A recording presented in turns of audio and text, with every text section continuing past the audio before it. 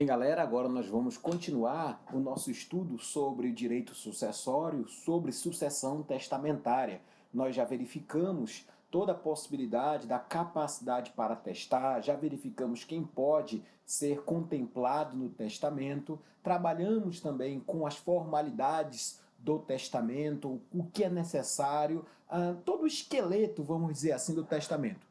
Agora chegou o momento de nós compreendermos o conteúdo do testamento. Então, boa parte desse encontro será que para que nós possamos entender o que deve estar previsto no testamento, o que pode estar previsto no testamento, aquilo que não pode estar previsto no testamento e aquilo que pode ser restringido ou não ali pelo testamento. Isso é o conteúdo do testamento. São normas permissivas, normas proibitivas, normas restritivas. Esse é o regramento aqui do testamento. Meus amigos, olha só, o que é que nós precisamos trabalhar para começo de conversa? Nós precisamos ter algumas regras básicas sobre o testamento. Se nós conseguimos compreender que um dos pressupostos básicos acerca do testamento é a atenção, a vontade do testamento, você já pode colocar aí como a primeira regra essa, tá? Então, olha só, a primeira regra nossa do testamento é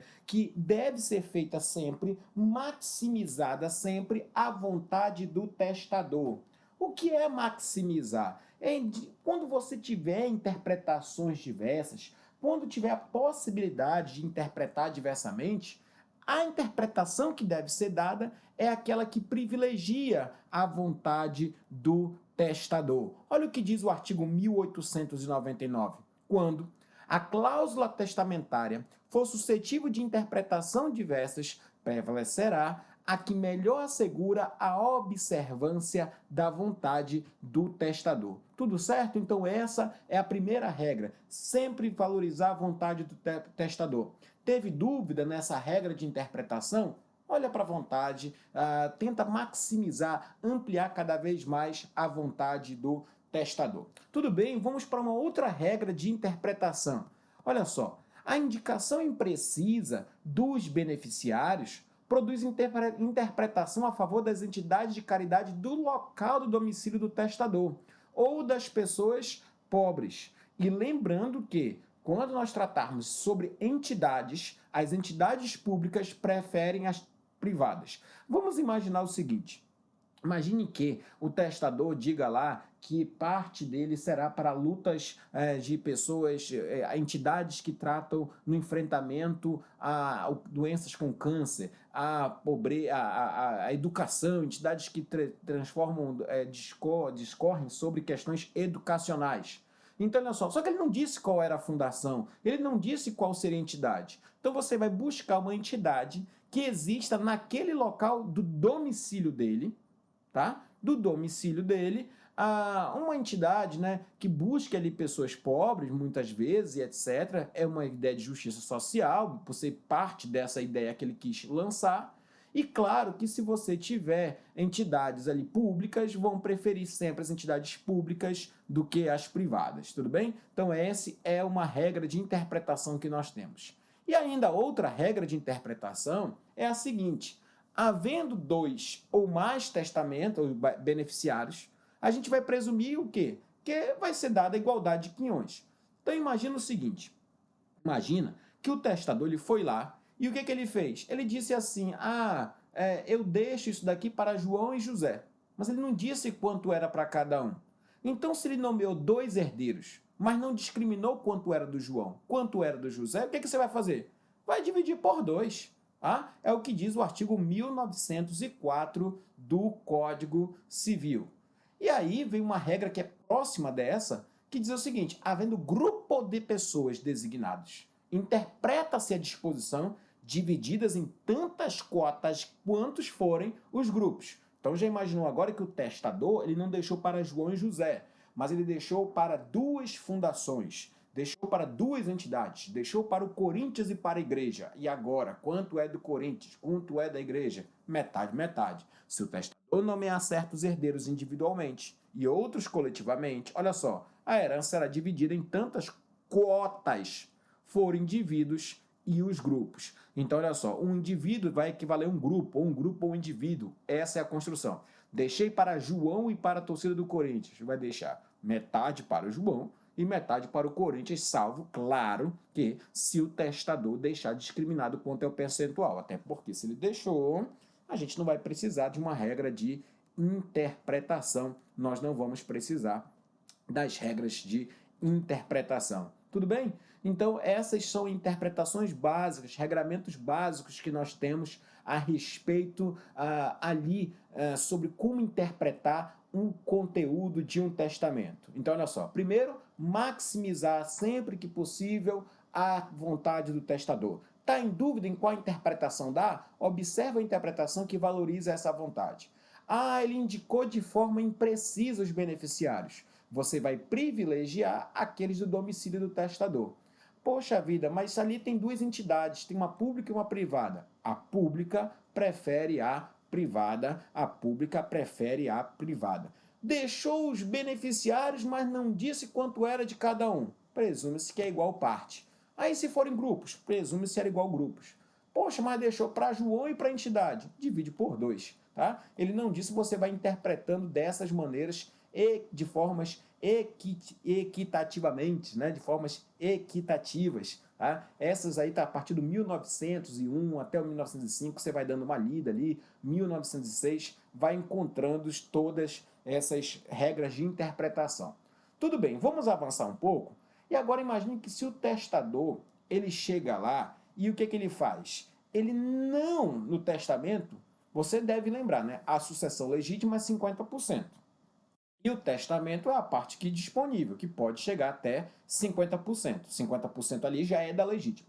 Mas imagine que no testamento, o testador só deixou 20% da parte de todo o patrimônio dele. Ainda tinha 30%, né, ali sobrando. Então imagina que ele deixa um bem em testamento, mas que não equivale só a 15%, 20% de todo o patrimônio dele. Poxa, ficou sobrando aí. O que é que a gente faz? Isso que sobrou, entre aspas, aquilo que o testador não abrangeu na totalidade, isso voltará para onde? Para onde que nós chamamos? Para os montemor da legítima. Tá? Então, olha só, ele não é obrigado no testamento a dispor de toda a parte disponível. E se ele não dispor de toda a parte disponível, isso vai voltar tranquilamente para a legítima. É o que diz o nosso artigo 1906. Se forem determinadas as cotas de cada herdeiro e não absorver toda a herança remanescente, permanecerá o herdeiro legítimo. Olha só, segundo a ordem de vocação hereditária. Segundo a ordem de vocação hereditária. Então, volta para a legítima. Tudo bem? Legal, vencemos aí todas as regras de interpretação. Também já entendemos o que acontece se não for toda a parte disponível prevista no testamento. E agora nós vamos observar algumas regras que a doutrina costuma chamar de regras permissivas. Regras permissivas do testamento. Então, olha só. Primeira coisa, gente, é que o testamento ele permite que a cláusula testamentária seja simples. Então, a primeira coisa que você precisa saber é que o testamento é possível que a cláusula testamentária seja simples. É bom? Tudo bem. Mas o que é a cláusula testamentária simples? O que é uma cláusula simples? É aquela cláusula, gente, que não tem condição, é aquela cláusula que não tem termo e aquela cláusula que não tem encargo. Então ele simplesmente faz a doação. Pode fazer isso? Pode. Ele pode colocar um termo, uma condição em encargo? Às vezes ele pode. Né? O legado, inclusive, tá? O legado, até mesmo o legado, ele pode, às vezes, ser colocado a um termo. Então, deixo ali um carro para fulano, então logo ele termine ali a faculdade. Então, olha só, então tem um termo. Enquanto ele não terminar a faculdade, ele não receberá o carro, ele não receberá X% da herança. Então, o legado ele pode ser levado a termo? Pode sim. Tudo bem? Então, vamos organizando aí, primeira cláusula, né? Já vimos as regras de interpretação, já vimos o que fazer quando o testamento não vem com 50%, e agora nós começamos permitindo que a cláusula testamentária seja simples, tá? Então, não esquece, ela não precisa ter termo, não precisa ter encargo, não precisa ter termo, encargo ou condição. ela basta que ela seja, é possível que ela seja simples. Tudo bem, falamos também, né, você já deve ter notado que o legado pode ser a termo, o legado pode ser a termo, e aí nós vamos agora compreendendo outras questões, tá? O testamento também pode ser que o beneficiário seja determinável. Ele não precisa ser certo, ele não precisa ser determinado, mas ele precisa ser pelo menos determinável, identificável. Então, eu falei ainda agora sobre uma entidade filantrópica, o filho de alguém que vai nascer. Eu não sei quem é, mas é fácil de identificar. Então, é possível isso, admite-se a cláusula se o beneficiário é determinável. Só não admite, gente, se for indeterminado absolutamente. Tá? Aí, se não for absolutamente indeterminado, a gente não consegue caracterizar, nós estamos diante de aquilo que chamamos de erro no testamento.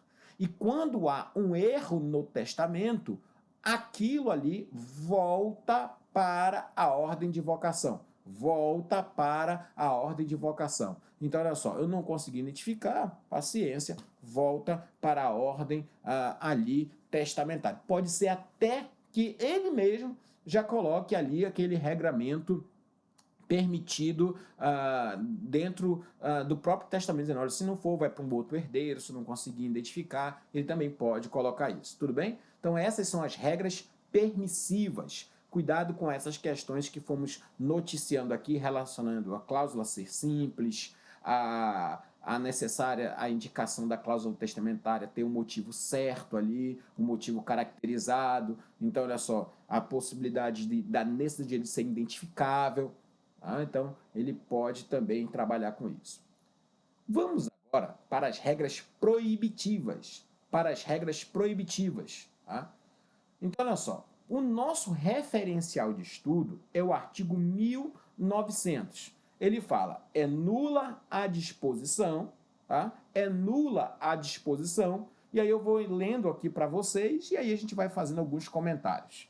Então, é nula a disposição, é proibida a disposição, que institui herdeiro ou legatário sob a condição captatória de que este disponha, também por testamento, em benefício do testador ou de terceiro. Então, olha só, o Código Civil, ele proíbe a cláusula captatória. E o que é a cláusula captatória, gente? É aquela cláusula que ela diz o seguinte, ó, João deixa os seus bens para José. Aí no testamento José fala bem assim, José deixa os bens para João. Então, olha só, é aquela cláusula em que a gente vai incluindo, né, em uma situação, a gente vai impondo uma reciprocidade. Então, José coloca no testamento, deixe para João desde que ele deixe para mim. Não, isso não é um termo, isso não é encargo, não, isso não é uma condição, isso aí é uma cláusula captatória. É toda aquela cláusula que impõe no testamento que, desde que ele beneficie a mim mesmo, ou que beneficie ao terceiro, porque você vai levando o efeito dominó no testamento, pode ali, né, ter crise. Então, olha só, inciso 2, acho que eu já falei ainda agora, que refira, né, a pessoa incerta, cuja identidade não se pode averiguar. Pode ser uma pessoa certa determinada? Pode. Pode ser uma pessoa identificável, não precisa estar o nomezinho dela completo? Pode. Agora, não pode uma pessoa incerta, aquela que a gente não consegue averiguar. Terceiro, que favoreça a pessoa incerta cometendo a determinação de sua identidade a terceiro. Então, vamos dizer assim, que ele pega e o que ele faz aqui? Ele, em vez de ele indeterminar para alguém, vamos dizer que ele delega, tá? Ele delega essa cláusula para alguém dizendo o seguinte, olha, tu aí indico para que João estabeleça para quem vai os meus bens. Não, isso ele não pode fazer. Por quê? Porque o testamento ele é personalíssimo, tá? Então, olha só, eu não posso transferir para terceiro essa indicação. Eu deixo para ele. Se ele quiser ceder para alguém, receber herança, e aí depois dar para alguém, tudo bem. Isso não há nenhuma negativa quanto a isso. Então, lembra, o testamento ele é um ato personalíssimo, razão pela qual não se pode permitir essa cláusula em que nós estamos percebendo aqui no artigo 1900, no inciso 3. Tudo bem? Vamos lá? Que deixa o arbítrio de herdeiro ou de outro fixar o valor do legado também está dentro desse espectro aí, desse espectro de personalismo também que nós não podemos deixar de aplicar. E para terminar, que favoreça as pessoas que estão lá no 1801 e 1802. Essa aqui são das nossas primeiras aulas, né? Então, olha só, onde são proibidas a testemunha, o tabelião, né? A concubina. Então, tá tudo lá no 1801 e 1802. Essas aqui são cláusulas, regras proibidas. Provas objetivas adoram, né? Adoram todas essas cláusulas que estão aí no 1900 do Código Civil. Mas não esquece que quando for estudar o 1900, o que você faz? Quando você for trabalhar com 1900, não esquece não de dar uma olhadinha no 1801 e 1802. Aqueles eles não podem ser herdeiros, não podem ser legatários, está lá dizendo, e aqui há uma nota de reenvio do artigo 1900 para o 1801 e 1802. Que bacana, minha gente, que bacana. Vamos continuar vencendo nossos estudos. Já falamos do conteúdo, já falamos das regras de interpretação, já falamos que o testamento, ele quando não chegar a 50%, deve fazer. Já falamos das regras permissivas, o que você pode, como é que pode ser a cláusula, o que pode fazer no testamento. Já falamos das cláusulas proibitivas, né? Olha só, viu como é que eu faço o meu estudo? Eu vou fazendo meu estudo sempre revisando, sempre caminhando. Tá. Para o teu cérebro entender para onde nós estamos chegando, nossa trilha nossa rota de conhecimento, de aprendizagem. E aí nós vamos chegar agora nas cláusulas restritivas. O código autoriza, tá, gente? O código também autoriza a imposição de cláusulas restritivas. Então, olha só, eu estou falando do testamento, a aula é sucessão testamentária.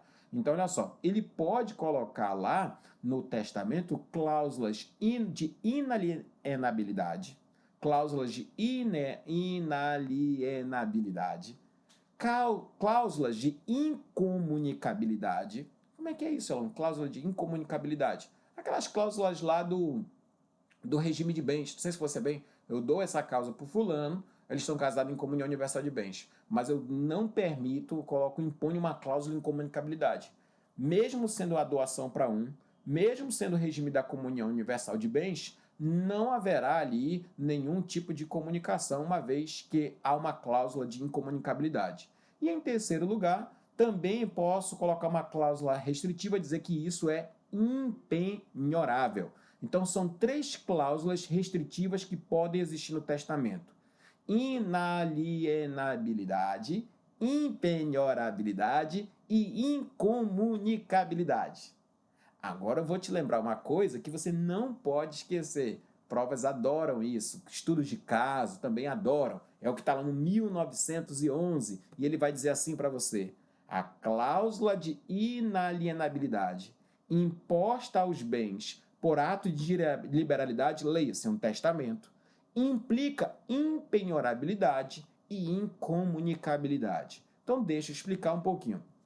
Imagina que eu faço doação para Maria, que é casada com João. Mas eu não quero colocar lá que aquela cláusula, que aquele bem é incomunicável. Eu vou lá e coloco assim: esse bem é inalienável. Porque quando eu digo isso, eu já estou dizendo que ele é impenhorável e que ele é incomunicável.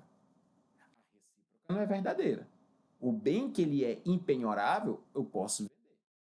Só você imaginar. O bem que ele é incomunicável, eu posso vender. Senão eu prenderia todo o sistema. Mas a cláusula de inalienabilidade, leia-se, ela já alcança quando é feita em ato de mera liberalidade de doação, testamento, ela impõe a impenhorabilidade e a comunicabilidade, mas a recíproca não é verdadeira, tá? São regrinhas básicas que sempre, né, trabalham com o testamento.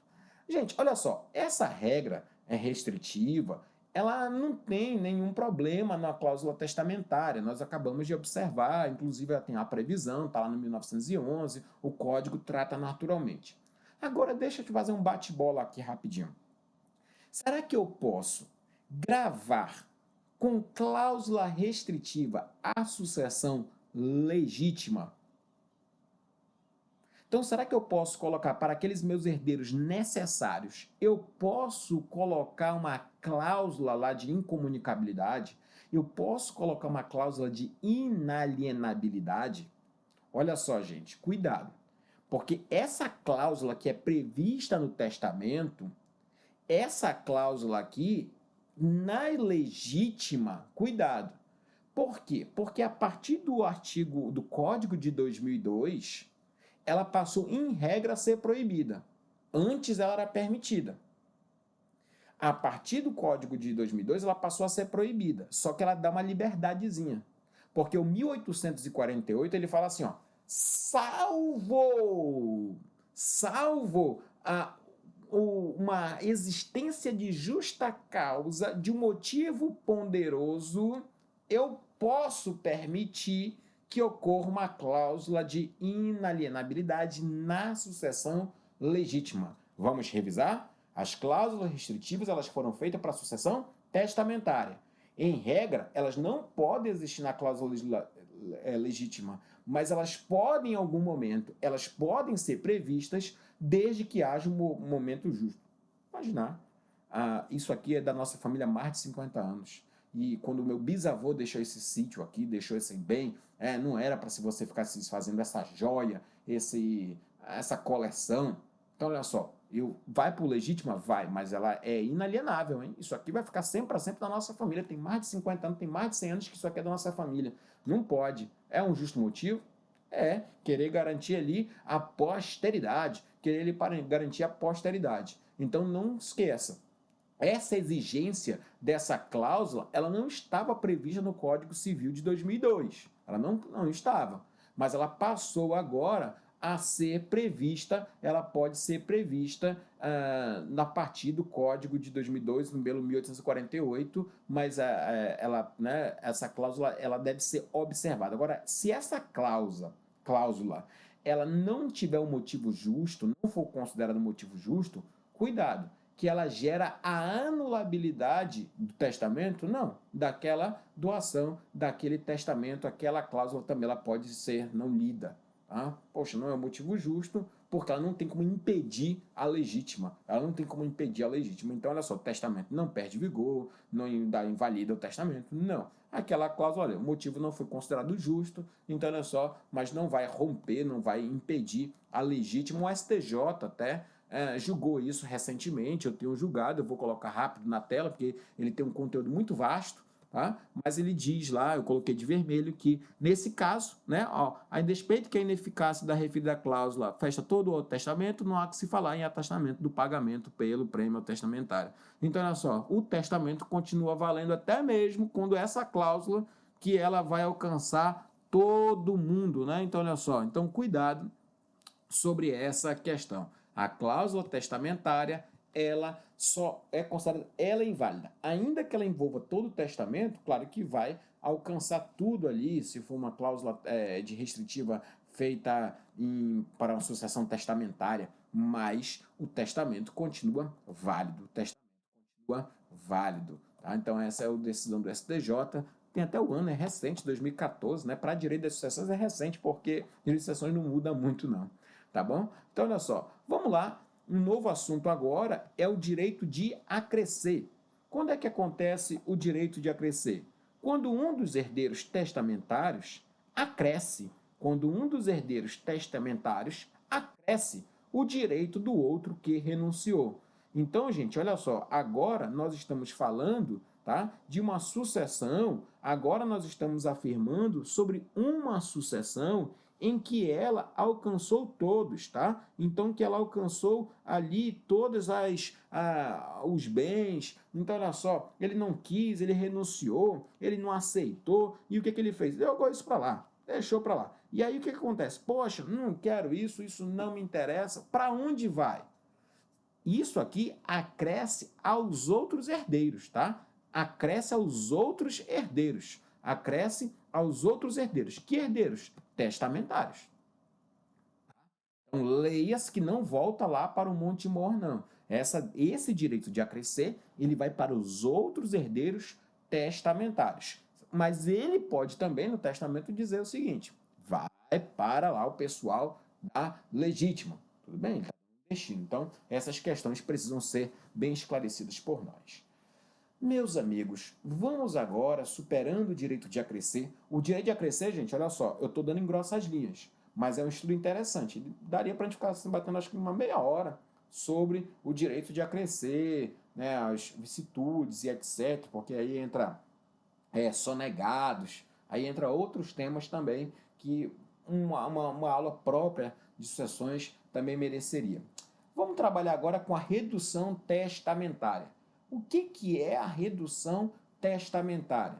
Olha só, você sabe que aqui no Brasil vige entre nós que a sucessão deve ser considerada rígida e fixa. Nós temos nossos herdeiros necessários e ela impõe que 50% é da legítima. E acabou. O que acontece? Imagina que o herdeiro vai lá e ele estabelece, né? O herdeiro vai lá e ele supera isso. Ele não tem o que fazer, né? Não tem o que fazer, brincando com você, mas ele chega lá e ele ultrapassa o testamento a metade do que ele tinha. O testamento vai ser inválido? Não, gente. Olha o princípio da preservação, da vontade do testador. Você vai invalidar? Não. O que você faz? Reduz o testamento. Reduz o testamento. Então, quando o testamento invadir a legítima, você vai estar diante da redução testamentária. Redução testamentária. E aí, gente, eu vou agora lançar para vocês as regrinhas básicas da redução testamentária. Havendo só herança ou só legado, o que acontece? A redução é proporcional ao que de cada um. Tá? Então, tem 5 herdeiros. Você vai pegar, vai diminuir ali, né? Eu deixei o meu testamento para 4 pessoas. O que eu faço? A parte disponível. Não tem legado? Não. O que eu faço? Pego o que reduziu o percentual e vou tirando de cada um, para nenhum sofrer. Então, faço proporcionalidade. Se tiver só legado, aí eu vou ter que fazer também só de cada um. E aí alguém vai perder nesse final, né? Agora, se a herança e legado, aí que você tem que ver a pegadinha. Porque a redução vai incidir primeiro na herança. O que é herança, hein? 1/3, 1/5, percentual, né? Então, olha só, 20%, 30%. Depois sobre o legado, para preservar a vontade do testador. Eu já falei isso lá na aula teórica, né? Quando a gente falou de redução testamentária, na aula de sucessão legítima, mas aqui a gente repete mais uma vez. Então, olha só, quando ele tiver que reduzir a testamentária e tiver herdeiro e legatário, vai primeiro no herdeiro. Parece que o legatário aqui está com uma chance, né, maior de ser protegido. É o princípio da ideia da vontade do testador. Olha o que diz o 1967. As disposições que excederem a parte disponível reduzir-se-ão aos limites dela, de conformidade com a disposição no parágrafo seguinte.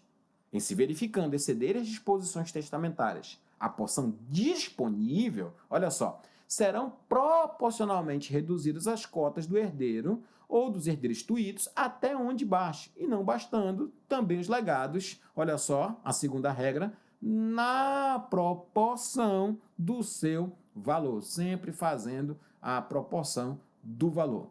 Se o testador, prevenindo o caso, dispuser que se inteirem de preferência certos herdeiros e legatários, tudo bem.